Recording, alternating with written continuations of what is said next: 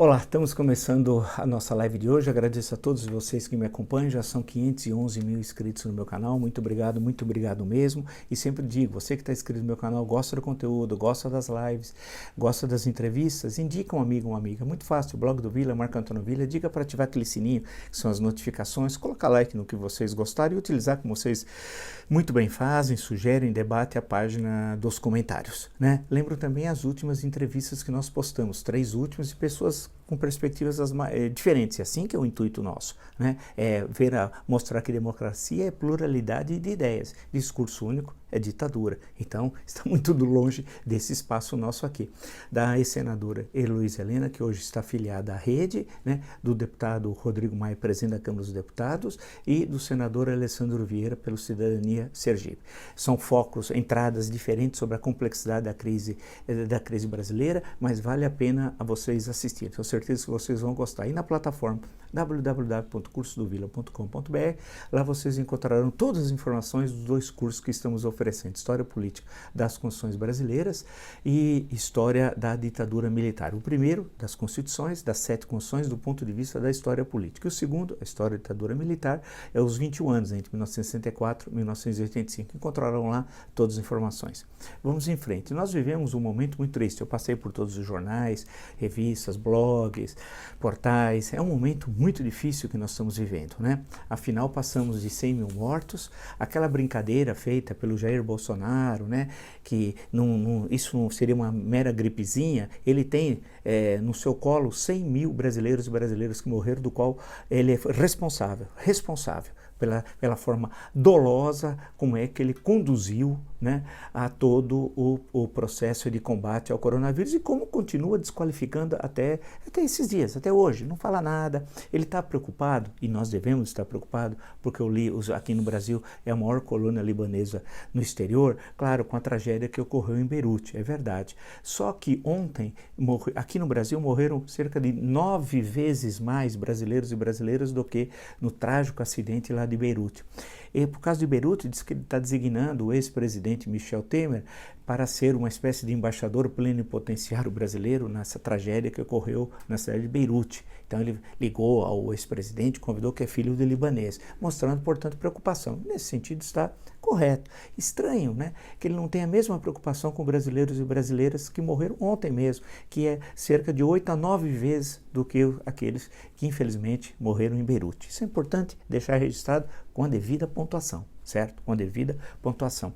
E o número de mortes, o primeiro óbito foi dia 12 de março. No dia 10 de abril, né? Portanto, menos de um mês, já tinha 1.000. Para saltar para 10 mil, no dia 9 de maio, em 29 dias, saltou de 1.000 para 10 mil. Aí de 10 mil para 50 mil, olha a loucura, foi em 41 dias, entre o dia 9 de maio e 20 de junho. E no dia 20 de junho, que tinha 50 mil, saltou para 100 mil no dia 8 de agosto, 49 dias depois. Nessa progressão, a tendência é que nesse mês nós vamos ter um número superior, quer dizer, já na semana que vem, infelizmente, mais que o dobro de mortes que os Estados Unidos teve na Guerra do Vietnã, do qual se envolveu a partir da derrota dos franceses em Dien Bien Phu, né, comandados vietnamitas, Vietnã do Norte pelo general Giap. Aí, a partir dali, os Estados Unidos envia para o Vietnã do Sul conselheiros, né, e depois tem a intervenção propriamente dita com soldados. Então, se nós pegarmos esses 20 anos até 1975, quando termina a guerra, com a vitória do Vietnã do Norte, ocupando o Sul, inclusive a capital, antiga Saigon, hoje Ho Chi Minh, nesses 20 anos os Estados Unidos perdeu cerca de 57 mil soldados, né? Ou seja, nós teremos nessa semana que vai estar começando, o dobro de mortes que os Estados Unidos teve na Guerra do Vietnã. Agora você entende que o impacto que aquilo teve na sociedade norte-americana, né? Isso em 20 anos. O estranho é que em 5 meses, sem ter uma guerra, qual é o impacto que isso tem aqui no Brasil? Eu acho que essa é uma pergunta que nós temos de fazer para todos nós, para a sociedade civil brasileira. Não é esperar que o Bolsonaro faça algo. Dentro do seu quadro psiquiátrico, ele não vai fazer absolutamente nada, né? E nós já nos nossos encontros temos falado tanto, e ele demonstrou, né, desde o início da crise, chamando de gripezinha, dizendo que não tinha nenhum problema, sugerindo tomar um medicamento. Se fosse tão óbvia essa questão do medicamento, o mundo inteiro tinha tomado e não estaria sofrendo o que o mundo sofreu. Todas as pesquisas científicas mostrando que a cloroquina não era nada do que ele dizia, não era adequado, e se fosse em algumas situações receitado, precisava ter um acompanhamento para e passo, tendo em vista seus efeitos cardíacos e do fígado. Isso foi todo falado. E lembra quando ele brincou naquele vídeo? Para nós da direita é cloroquina, para a esquerda é tubaína. Vocês viram ele de jet ski no Lago Paranoá ou posteriormente passeando de motocicleta em final de semana, né? Isso, entre outras tantas formas, incentivou aglomerações, né? Não usou máscara, desqualificou a relação do Brasil com a Organização Mundial de Saúde, fez o Exército produzir mais de 1 milhão de cápsulas de hidroxicloroquina que não tem função nenhuma agora, vai ficar tudo aquilo estocado, assumiu a postura que o presidente Trump, um sujeito que todo mundo sabe, extremamente problemático, o que ele tomou nos Estados Unidos, e teve de voltar atrás pelos conselheiros, inclusive da Casa Branca, né? Mas fez tudo aquilo por oportunismo. O Bolsonaro aqui tentando ser uma espécie de espelho, né? Eu chamo ele de Mussolini de fancaria, né? Tentando repetir tudo aquilo e lembrando que nessas datas aqui ele conspirou sistematicamente contra a República, né? Vamos lembrar os atos golpistas que ele participou, defendendo o AI-5, fechamento do Supremo, fechamento do Congresso, rasgando a Constituição. Vamos lembrar a fatídica reunião de 22 de abril, que o Brasil tomou conhecimento, tendo em vista que a defesa do então ex-ministro da Justiça, né, Sérgio Moro, solicitou, e nós assistimos aquela reunião típica, o Al Capone fazia em Chicago, reunião mais organizada do que o Bolsonaro com o gabinete, que é uma vergonha, o mundo inteiro assistiu aquilo, está horrorizado, com todos, sem exceção, né, os que estavam lá assustados, eram 2 pessoas só, o então ministro da Justiça, Sérgio Moro, e o ministro da Saúde, Nelson Teich, que estava assustado, dizendo que eu vim fazer aqui nesse bando de malucos, de loucos, dessa caterva, né? É um momento muito triste tudo aquilo. Um mês depois, a 22 de maio, de acordo com a revista Piauí, ele estava tramando um golpe de Estado, né? Naquela sexta-feira, 22 de maio, queria invadir o prédio do Congresso, do Supremo Tribunal Federal, creio que iria prender, porque ele ia nomear 11 ministros no lugar. E ele tem 4 testemunhas dessa reunião, né? E eu também insisto, já disse isso, conversei com uma pessoa que foi ministro de vários governos, que me confirmou, disse que foi absolutamente verdade. É que conseguiram contê-lo lá, mas ele estava já querendo solicitar tropas para invadir o Supremo Tribunal Federal. Isso em plena pandemia, quando nós estávamos, no momento que ele queria invadir o Supremo, nós estávamos aproximadamente com cerca de 35 a 37 mil óbitos produzidos pela pandemia. Ele não estava nem aí, como em todas as lives. Na última live, essa de sexta-feira, a forma como ele brincou com a questão da Covid-19, né? Colocando ao lado o ministro da Saúde. Lembrando que nós não temos interino da saúde, nós não vai completar 90 dias e nós não temos ministro da Saúde. Ele demitiu 2 e fez questão na live de quinta fazer um monte de brincadeiras, todas de mau gosto, que ele é uma pessoa de um vocabulário de 500 palavras, ele é racista, homofóbico, incapaz, incompetente, inepto, é um obtuso. Né? E os atos mostram isso. Foi um terrorista, né? Saiu do exército condenado por terrorismo, não podemos nos esquecer, isso está no livro do Luiz McLuff Carvalho, né? Tudo o que ele fez, ele estava comemorando na última quinta-feira, live que eu tenho insistido, que as pessoas que têm algum poder aí em Brasília, podiam solicitar qual é o estatuto da live, que ela é feita no próprio da União, o Palácio da Alvorada, com equipamentos da União. Caberia perguntar por que é colocado na página pessoal dele. Aquilo é fala de um presidente ou de um cidadão? Né? Como é que aquilo se qualifica em termos político-jurídicos? Gostaria que alguém me esclarecesse. Mas, deixando de lado isso que é grave, o triste de tudo aquilo é ver que ele não ficou nem aí. Eu sei que ele tem um quadro psiquiátrico agravado a cada dia, ele é um psicopata, como todos nós sabemos, né?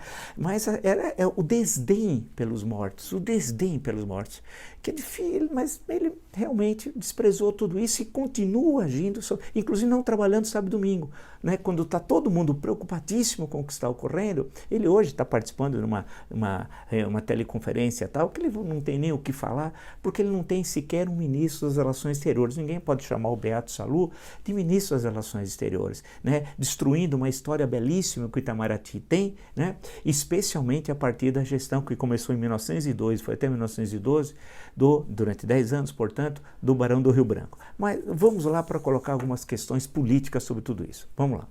Vamos a mais um exemplo. 2016, pedaladas fiscais, né?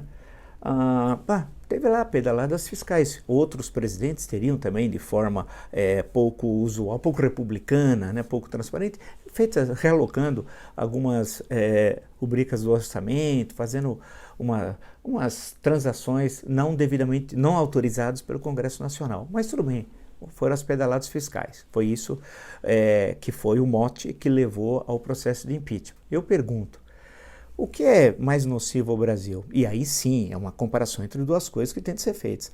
As pedaladas ou 100 mil mortos, que serão daqui a pouco 150 mil. Né? Então, ele é o representante, portanto, do que é de mais atrasado. Mas aí alguém diz assim, mas falando sobre o impeachment, né? Mas isso atrapalha. Atrapalha? Se o impeachment tivesse a comissão sido solicitada e autorizada em abril, né, nós estaríamos em julho, já que no mês passado, já com essa questão resolvida. Mas não. Mas atrapalha por quê? Atrapalha mais uma comissão de impeachment, uma comissão da Câmara dos Deputados, que depois o plenário vai decidir se autoriza ou não, porque a Câmara autoriza, quem processa e julga em crime de responsabilidade é o Senado. Atrapalha mais isso, uma comissão que o Brasil inteiro vai assistir, né? Atrapalha mais isso do que os crimes cometidos pelo Presidente da República contra a Constituição e contra o ordenamento legal no Brasil. O que mais atrapalha? A inanição, né? A forma dolosa com que ele assistiu a expansão da pandemia. Eu queria saber o que é que atrapalha mais, né? É inacreditável, não vamos colocar subterfúgios, desviar a questão, né? O fulcro é esse. Ele cometeu crimes como qualquer brasileiro, no caso ele é presidente da República, o dispõe a Constituição, iniciar um processo de impeachment. E quem vai decidir é a Câmara dos Deputados, sim ou não. É assim que funciona. Então, achar que atrapalha o processo de impeachment, não. O processo de impeachment foi justamente colocado desde a Constituição Republicana de 1891, justamente isso, quando você tem um impedimento das autoridades, tem Presidente da República, Ministro de Estado, Ministro do STF, etc. Tudo que dispõe a Constituição é isso. É um meio, portanto, já que nós não temos um voto de censura, tal qual no parlamentarismo, quando você tem um voto de censura ao gabinete, cai o gabinete. No presidencialismo, não há voto de censura. O voto de censura, entre aspas, é qual? O impeachment. O de 1992 e 2016, Collor, Dilma, isso ocorreu por qual razão? Porque eles perderam maioria parlamentar e, segundo, a crise econômica, 1992 e 2016, que já veio do ano anterior, desde 2015. Agora, nós estamos vivendo, em 2020, a pior crise econômica da história, muito superior a 2016 e muito superior a 1992. A queda do PIB vai ser de 6, 7, 8, 9, queda, portanto, negativa. Não se sabe. E numa conjuntura internacional totalmente diferente, porque em 1992 o mundo crescia 3,5%. O crescimento do comércio internacional, o crescimento do PIB era mais ou menos próximo. Idem em 2016. Em 2020 não. Nós teremos uma recessão internacional complicada, uma queda das trocas comerciais e do PIB, né, da maior parte das nações. Portanto, é uma situação mais grave ainda. Mesmo assim, as elites estão de braços cruzados, não querem saber de enfrentar o problema. Então não dá para dizer, eu vou retomar, que ele foi eleito democraticamente, que ele é da nova política, que impeachment atrapalha. Aí eu citei o caso Collor-Dilma, temos a crise econômica, que ele não consegue enfrentar, ele não tem plano para enfrentar a questão da crise econômica. Ele não tem plano, ele não sabe o que fazer. O Paulo Guedes, idem. Né? O Paulo Guedes não tem a mínima ideia, ele disse que ia privatizar 4 grandes estatais. Eu pergunto, por quê? Quais? Por quê? Como? Quem vai querer privatizar por quê? Né? Qual a razão? É para entregar para amigos? É uma pergunta, como diria o Roberto Vallone, colocar uma interrogação. É para isso? Para entregar para paniguados, daqui ou de fora? Qual a razão? Por que vai privatizar? Não é essa a questão? Você tem que ter um plano para pensar, se for o caso, em privatizações. E não vai ser aprovado nada. Ele não sabe o que fazer, ele não tem a mínima ideia. Eu sempre disse que ele não sabia nada de macroeconomia, é um especulador. O homem ficou especulando, o homem que não tem um livro publicado.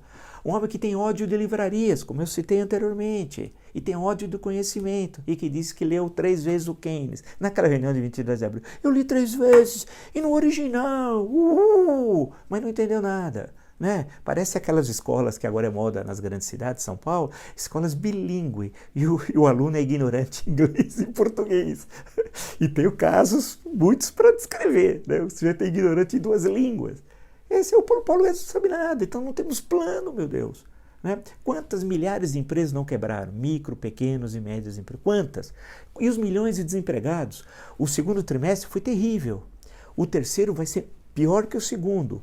E o quarto, pior que o terceiro, é o que todos dizem. A entrevista com o Dr. Delfinato lá atrás, que nós fizemos, veja aquela mais longa, já dizia isso. Vai ser um devasto, teremos o pior Natal. Então, vamos em frente. Não podemos dizer que as coisas estão bem, por isso que não vamos pensar em impeachment, porque o país está prosperando. Não, vive a maior crise da sua história. Ele, Bolsonaro, não consegue ter nenhum papel de liderança. Ele não consegue liderar, coordenar. Esse era o papel dele, né? Da coordenação com os governadores e prefeitos, via Ministério da Saúde, com as autoridades dos estados e municípios. A situação só não é pior porque nós tivemos governadores que tiveram a coragem republicana e prefeitos que tiveram a coragem republicana de enfrentar a ação dolosa do Mandrião, né? Desse pústula que ocupa a presidência da República, desse homem baixo, né? Ele não consegue fazer nenhum trabalho de coordenação, ele não consegue dirigir uma reunião. A de 22 de abril vocês assistiram, os palavrões que esse homem, que está muito próximo à marginalidade, porque o universo dele, insisto, é o universo miliciano. O Queiroz era o maior amigo dele. Você imagina um papo, Bolsonaro, Queiroz, eles conversavam do que pescando, naquela foto que aparece? Do quem? Era o quê? Estavam discutindo a Ilíada? A Odisseia? Pode ser. Ou preferiam Virgílio, estavam com a Eneida. Ou um defendia o Homero e o outro o Virgílio. Eles acham que Homero e Virgílio é o pessoal do escritório do crime, os amigos do Adriano. Se você chegar para o Bolsonaro fazer isso, ele vai falar: eu conheço o Homero, aquele que já matou 5, e eu dei medalha, através do Flávio. Porque ele despachava no gabinete do Flávio durante 12 anos, toda sexta-feira. Né? Mostrando que o gabinete era dele. E todos que estão no gabinete do Flávio são dele. E o Flávio agora denúncia do Jornal Globo. Denúncias não, comprovações, se assim preferirem, melhor. Né? Ele pagando imóveis, cerca de 87 mil reais com dinheiro vivo. É dinheiro de rachadinha. O próprio Flávio, que estava no churrasco, precisava pagar uma conta de 16 mil, não tinha como pagar, mas estava legal no churrasco, acho que dedinho para cima, não sei. Assim, né? E aí pediu para o amigo, porque ele não tinha aplicativo. Meu Deus! Ele não conseguia baixar o aplicativo na hora e pagar a conta? Não, mandou o outro pagar e disse que deu dinheiro para ele. Qual é a comprovação? Agora, né? E as outras coisas, que o Queiroz pagou um número de contas, né? Dezenas e dezenas de contas pessoais dele, de escola, etc. E agora imóveis pagando em dinheiro. Isso é crime, meu Deus! É crime! Lembra do deputado lá, por causa da reportagem do Davi Nasser? Lembra? Eu que lembro, e vocês podem pesquisar. O deputado que acabou o Barreto Leito lá, porque tirou uma foto numa banheira de fraque, só que estava de cueca que chama samba canção, cueca comprida, né? Só que o Davi Nasser disse que a foto seria daqui para cá, acabou sendo completo, né? E acho que foi o Jean Manzon que fez a fotografia, se não me engano, que eles faziam dupla Davi Nasser e Jean Manzon na revista Cruzeiro, né? E aquilo levou à cassação do deputado. Isso, aquilo. Agora o outro tem mãos sujas de dinheiro, de peculato, sem nenhum problema, Flávio. Né? O presidente, mãos sujas, sem nenhum problema. Era austero o Brasil do final dos anos 1940? Mais austero? Presumo que sim. Né? Presumo que sim. Eu imagino a banda de música da UDN, Adalto Lúcio Cardoso, Bilac Pinto, Afonso Arinos e Melo Franco, Prado Kelly, etc. Aleomar Baleiro. Certamente eu cometi injustiças aqui, esquecendo de alguns deles. Vendo o Jair Bolsonaro. Mas vamos lá, tem mais uns pontos aqui que eu queria compartilhar com vocês. Eu queria também registrar, isso é o que eu já tinha falado, mas eu quero bater nessa tecla, que a próxima batalha dos negacionistas que sustentam o Mandrião é contra a vacina. Hein? E veja como ele desqualificou a vacina que está sendo desenvolvida em cooperação com o Instituto Butantan. Ele já criou um mote para as pessoas não aceitarem a aplicação dessa vacina. Sinovac e o Instituto Butantan. Né? Ele já atacou. Quem é ele para atacar a vacina? Ele não sabe de nada. Ele achava que o coronavírus era um mosquito. Lembra que quando a questão das lotéricas, que ele falou, não, basta colocar um vidro que não passa. Ele achou que era um mosquito. Esse é o homem que governa o nosso país na pior crise da história. Ah, mas ele foi eleito democraticamente, como eu já disse. Meu caro, isso não dá direito para ele continuar mantendo como política cotidiana a boçalidade. Meu Deus, foi eleito, o Collor foi, Dilma também foi. Cometeram seus escorregões e terminaram como terminaram. Ele cometeu um escorregão fantástico, que é o que nós estamos assistindo. 100 mil mortes, óbitos advindos da forma dele. Nós poderíamos, infelizmente, perder 10 mil, um décimo disso, se tivéssemos tomado as atitudes lá atrás, que ele proibiu, dificultou, desqualificou, que ele atacou o ministro Mandetta, e ele tem um ódio do ministro Mandetta, porque na quinta-feira ele voltou a atacar o ex-ministro da Saúde. Por que ele tem ódio? Ele tem ódio de conhecimento. Ele é um homem que não estuda, tem um vocabulário de 500 palavras, é um mandrião. Mas eles vão atacar a vacina, hein? Aguardem. A próxima ação criminosa, né, vai ser desqualificar a vacina, dizer que tem só aquela, etc. Tal. É bom lembrar que muitos analistas, esses analistas, olha, vocês precisam voar um pouco mais. Tem aquela questão do Hegel, acho que foi o Hegel que disse pela primeira vez, não pode a árvore ocultar a floresta, né? Vamos usar aqui sendo nacionalista, o José Américo de Almeida, no começo da Bagaceira, tem uma espécie de programa. Bagaceira, um romance de 1928, importante. Diz ele em um certo momento, ver bem não é ver tudo, mas ver o que os outros não veem. É isso, né? A questão da ajuda emergencial. Mas isso daí mudou. Agora o que era Lula virou Bolsonaro. Nada, mano. Primeiro que só como se tivesse essa dicotomia na história do Brasil, né? Segundo, essa questão de que o auxílio emergencial tem prazo de validade.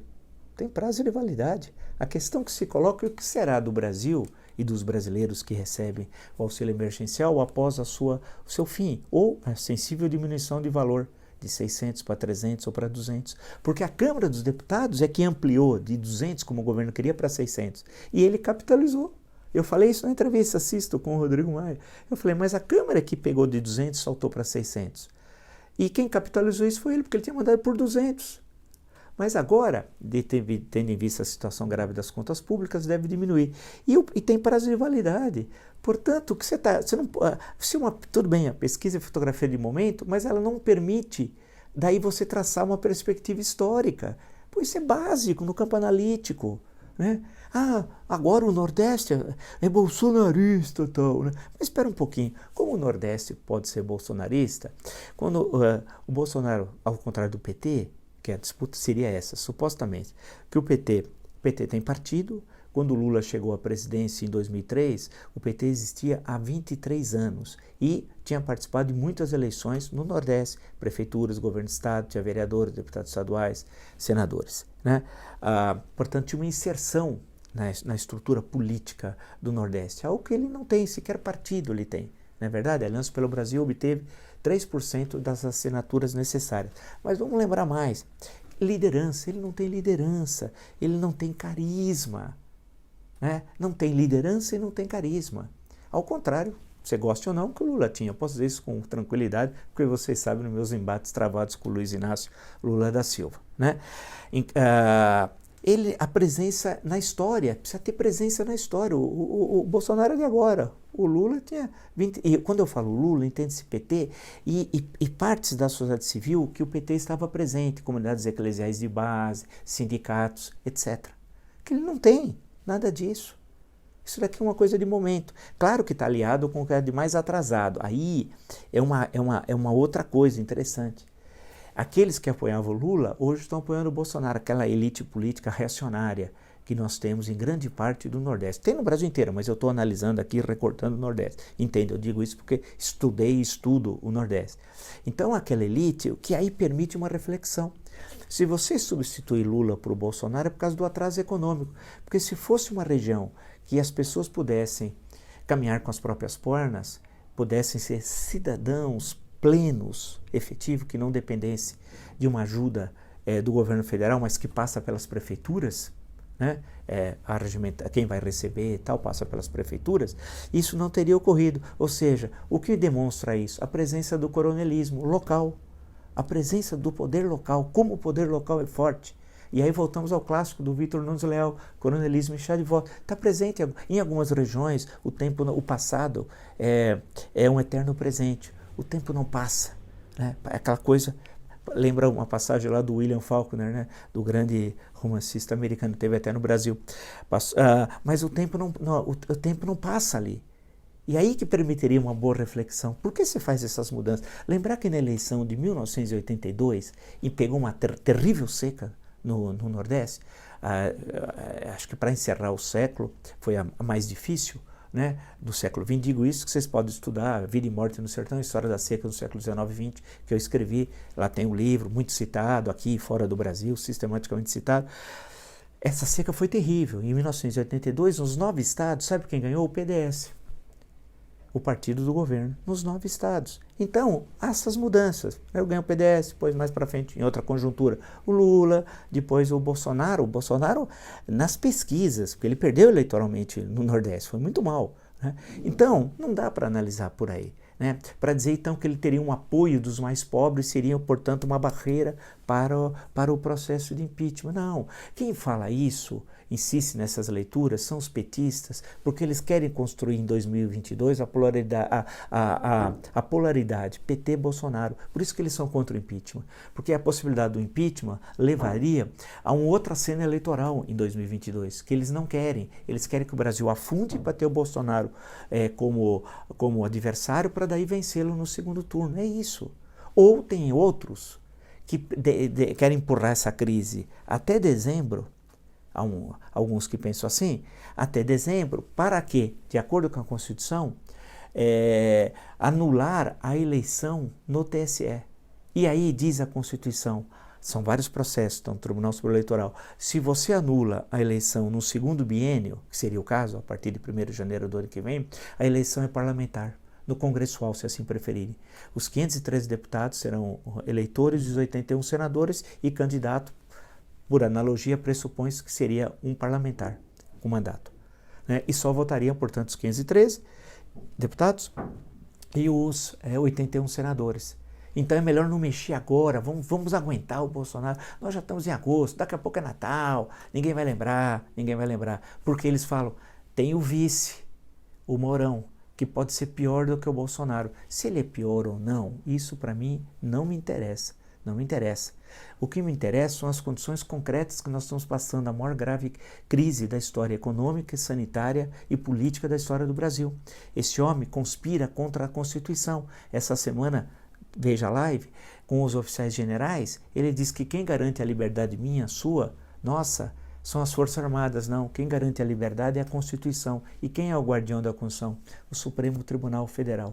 Então está na hora de, né, eu fiz questão nessa live com vocês para derrubar essas análises tão simplistas, tão primárias.